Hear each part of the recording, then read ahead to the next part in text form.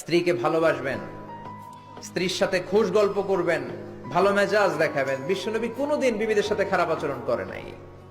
বিশ্বনবীর চাইতে ভালো রান্না মক্কায় কেউ জানতো না, কিন্তু তারপরেও তিনি কোনোদিন বলেন আয়েশা তোমার রান্নাটা মজা হয় নাই।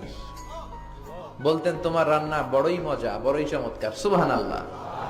বিশ্বনবীর হাতের রান্না খায় নাই মক্কায় এমন কোন কাফেরের আন্ডা বাচ্চাও নাই।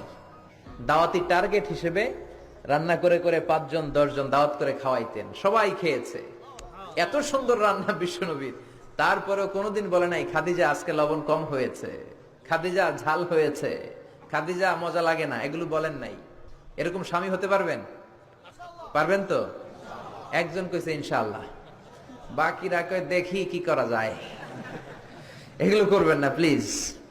আপনিই পারেন আপনার ফ্যামিলিটারে সুন্দর করতে, আপনিই পারেন আপনার ফ্যামিলিতে সবার মধ্যে একটা ফুরফুরে মেজাজ রাখতে।